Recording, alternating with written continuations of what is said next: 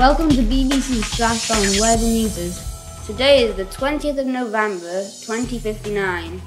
Residents of the Cairngorms National Park have once again awoken to the sound of thunder and drumming of rain dancing on their rooftops. Reports of flash flooding across the region have caused chaos in the Strathdown area.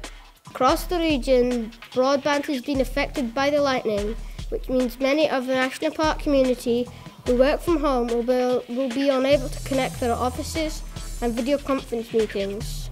Parents are advised that the electric school bus will not be picking up children from Cargarth today. Yes, that's it. I'll build an environmentally friendly, energy efficient electric car. I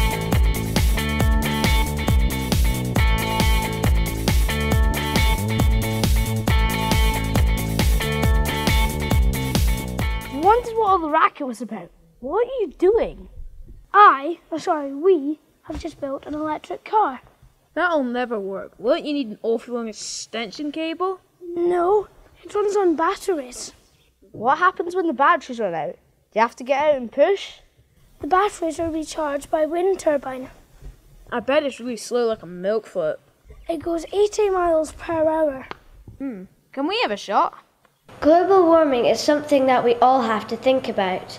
In 50 years' time, it is forecast that our climate will be warmer, our winters shorter and wetter, and our summers will be hot and very wet, and storms will be more frequent. If the weather in the glen changes, then it will affect all the animals that live here. Global warming is affecting the glens and the people in it. We've got a massive problem with ticks, and now that the winters are a lot milder, a lot more ticks are surviving through the winters. Ticks affect the sheep industry by passing on Laupinell. They're also dangerous with Lyme disease that can even kill people. Hello, I'm Julia from Tom and Tower Primary School, and this is a very special place because with every step I take, every time I change direction, and every time I even move my hand, the weather changes. It could be rainy one second and sunny the next. Who knows what will happen in the near future if global warming takes its full effect. Forest plants and animals are getting confused about the seasons, so winters are getting much shorter. There are more storms, which makes the ground wetter and trees will fall down. Worldwide, the demand for trees is rising at an alarming rate. More trees must be grown to minimise CO2 created by human activity. I would like everybody to start looking out for this little symbol. It's put on all the products you buy. So if you buy a piece of wood, it should have that little mark on it. Or if you buy a ream of paper or some charcoal for your barbecue. I want everybody to start looking for that and only buying things that has that on. And that means it's come from a wood which is well managed, and it's not come from somewhere like a rainforest which has been cut down. In Scotland, we have the chance to make use of fantastic natural resources all around us, like sun, wind, water and trees, to make cleaner and greener energy. This won't only stop global warming, it will save you a few pounds too, which can't be bad. Marion Scott's house is very eco-friendly because it has solar panels. This is good news because Marion Scott's house uses less energy and does not pollute the atmosphere, as well as saving them money. I'm at Altnacrease to tell you about their ground source heating system. Heat from the ground is another good source of energy. It's renewable, eco-friendly and does not cause pollution. Water is one of the cleanest forms of energy, and as we know, Scotland has plenty of it.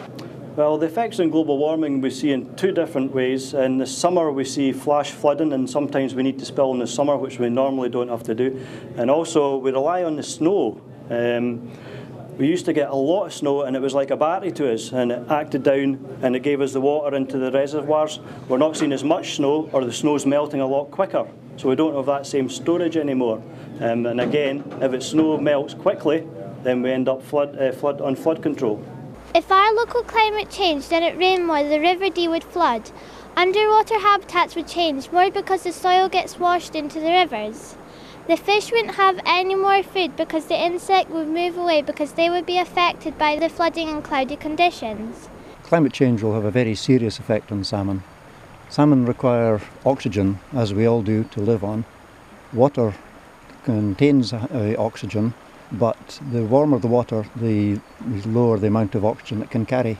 So by the time the water gets up to about 20 degrees, salmon will die.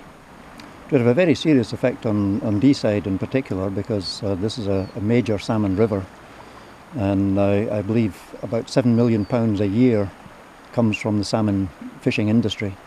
We think climate change will probably affect things by making everything warmer. So because of the increased temperature, people will probably drink more water.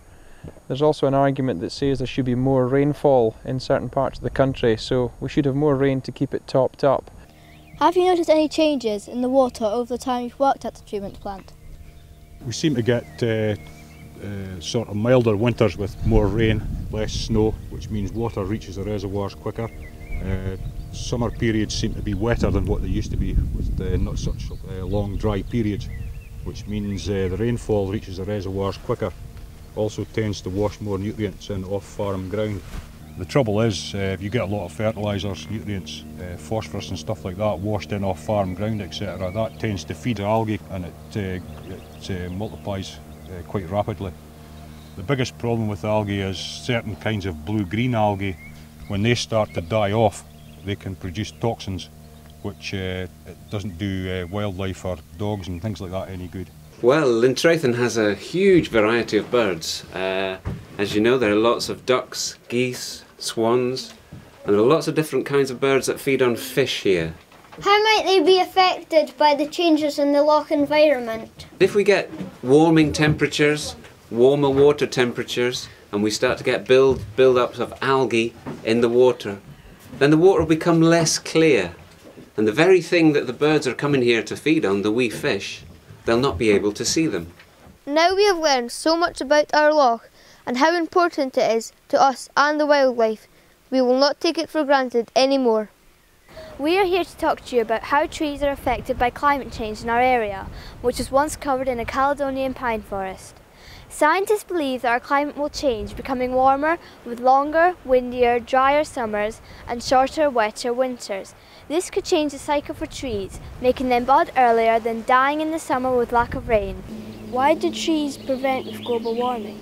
Carbon dioxide is one of the gases contributing to global warming, and it's released by burning fossil fuels like coal and oil.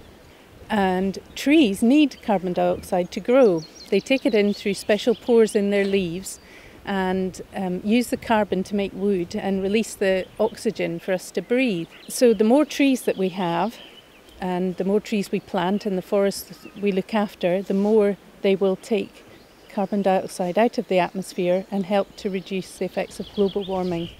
Forestry Commission is one of the first organisations to understand that the climate was changing, because we obviously look at our trees, and our trees last a long time, and we can see that things are changing. So one of the things our research people did was to study the effect of what carbon dioxide raised levels would do to tree growth. And one of the things that they decided at the end of the day was that as far as trees are concerned, more carbon dioxide, higher carbon dioxide level, if that's one of the results of climate change, would be good for trees. That is, it would increase their growth and make them more cheerful. Climate change is altering the growth cycle of heather and affecting food chains in the moorland. Have you noticed any changes to the birds? Yes, there definitely is changes. I think we get more extremes of weather. For instance, in the springtime, when the young chicks are hatching out, they rely on sort of mild, warm weather, slightly damp as well, because they rely on insects to feed on when they hatch out of their eggs.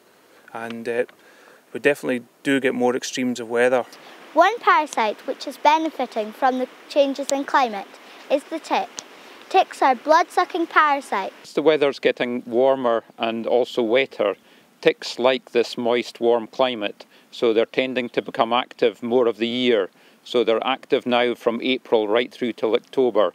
And because they're active for longer, they're also laying more eggs, and therefore ticks are increasing in number. Are there any benefits for other moorland birds because of the increase in global temperature? Well, there could be benefits, yes, for all the different kinds of birds on the moorland, because you can imagine if the summers get warmer and drier, then that's generally good for all the birds that are feeding out on the hill. So that the wee birds like meadow pipits and skylarks, The red grouse, their chicks really suffer in cold, wet weather with their, their little tiny feathers. So it could be actually quite good for some species. I think probably quite a lot of the animals have been affected by global warming. One particular animal is one that lives right up on the top of the hills called the ptarmigan. It's sort of grouse, and it's a mountain grouse. And if climate change kicks in harder and harder, it may prove to get too warm for the ptarmigan, and the ptarmigan will die out. In the future, it may not be possible to go skiing on real snow, so we have to think of other ways to go skiing. Windsurfers will have to become more skilled with faster winds, but this may draw many experienced surfers from all around the world. Could be a plus for tourism in the national park. Scientists are telling us that winds will get stronger and more unpredictable, so this will have an impact on many activities that we do. That man throughout history has always adapted for changes, whatever they are.